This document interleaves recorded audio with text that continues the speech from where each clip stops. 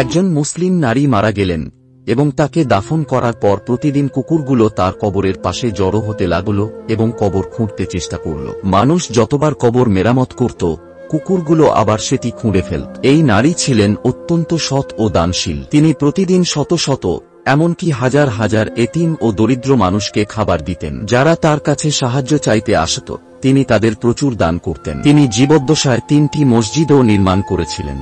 তার মৃত্যুর দিনে একটি কুকুর তার কবরের পাশে বসে কাঁদছিল এবং চিৎকার করছিল। যখন লোকেরা তাকে দাফন করতে চাইছিল, তখন সেই কুকুর সবাইকে দূরে সরিয়ে দিচ্ছিল। এতে সবাই ভয় পেয়ে গেল। পরে তারা আরেকটি কবর খনন করল, কিন্তু সেখানে যা দেখল তা তাদের আতঙ্কিত করল। এই নারীর স্বামী তাকে খুব ভালোবাসতেন। তাদের বৈবাহিক জীবন ছিল সুখী ও শান্তিপূর্ণ।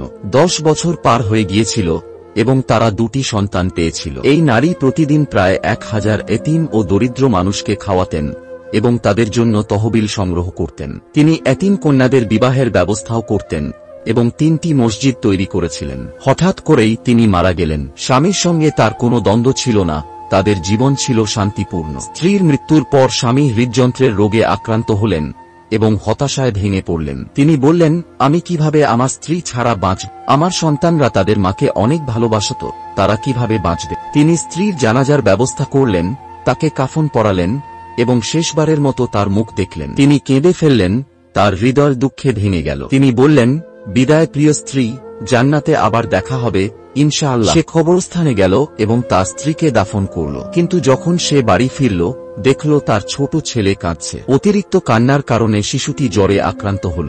সে দ্রুত হাসপাতালে নিয়ে গেল, কিন্তু সারা রাত সে কান্না করছিল এবং তার স্ত্রীকে মনে করছিল। সকালে যখন শিশুরা ঘুমিয়ে পড়ল, সে স্ত্রীর কবর জিয়ারত করতে গেল। কবরস্থানে প্রবেশ করতেই 2টি কুকুর তীব্রভাবে ঘেউ ঘেউ করতে লাগল। সে তাদের তাড়ানোর চেষ্টা করল, কিন্তু কুকুর 2টি নাছোড়বান্দা। তাদের চোখে কান্নার মতো কিছু ছিল। সে স্ত্রীর কবরের পাশে বসে অনেক দোয়া করল, কিন্তু যখন সে বাড়ি ফিরে এলো, তখনও সেই কুকুর 2টো কবরের পাশে ছিল। কুকুর 2টি ক্রমাগত কবর খোঁড়ার মতো আচরণ করছিল। বিষয়টি তাকে ভাবিয়ে তুলল।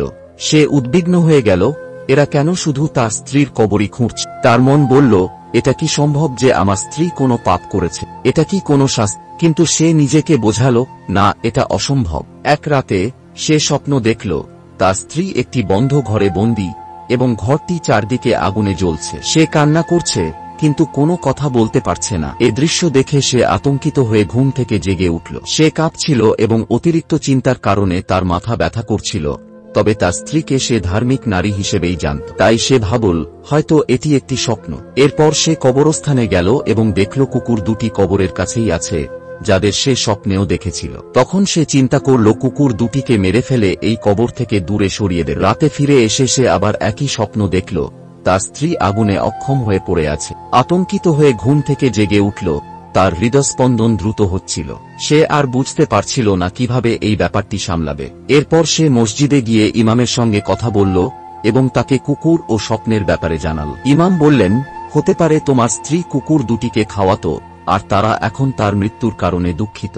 আমরা এমন ঘটনা অনেক দেখেছি। এরপর লোকটি ইমামকে স্বপ্নের কথা জানালে ইমাম বললেন, এটা হয়তো শয়তানের পক্ষ থেকে আসা স্বপ্ন, যা তোমাকে ভালো কাজ থেকে বিরত রাখতে চায়। শয়তান হয়তো তোমাকে বলতে চাচ্ছে, তোমার স্ত্রী নামাজ পড়ত, দান সৎকা করত, তবু সে আগুনে আছে, যাতে তুমি ভালো কাজ করা ছেড়ে দাও। লোকটি বাড়িতে ফিরে এলো, কিন্তু রাতে আবারও একই স্বপ্ন দেখল এবং কুকুর 2টিকে কবরের পাশে দেখতে পেল। ভয়ে জেগে উঠে সে ভাবতে লাগল, তার স্ত্রী জীবনে কোনো খারাপ কাজ করেনি। সে বলল, আমি আজ রাতে ঘুমাব না, যেন এই স্বপ্ন না দেখি। ফজরের আজান হলে সে মসজিদে গেল এবং ইমামকে জানাল যে স্বপ্নটি প্রতিদিন পুনরাবৃত্তি হচ্ছে। সে বলল, আমি এই স্বপ্নের ব্যাখ্যা চাই হুজুর, এমন কিছু বলুন যাতে আমার স্ত্রী কবরে শান্তিতে থাকতে পারে। ইমাম বললেন, সমাধান একটাই, তুমি তোমার স্ত্রীর কবর খনন। লোকটি অবাক হয়ে বলল, আল্লাহ আমাকে রক্ষা করুন, আমি কবর খুলতে পারবো না। ইমাম বললেন, স্ত্রীর কবর খোলো এবং দেখো সেখানে কিছু আছে কিনা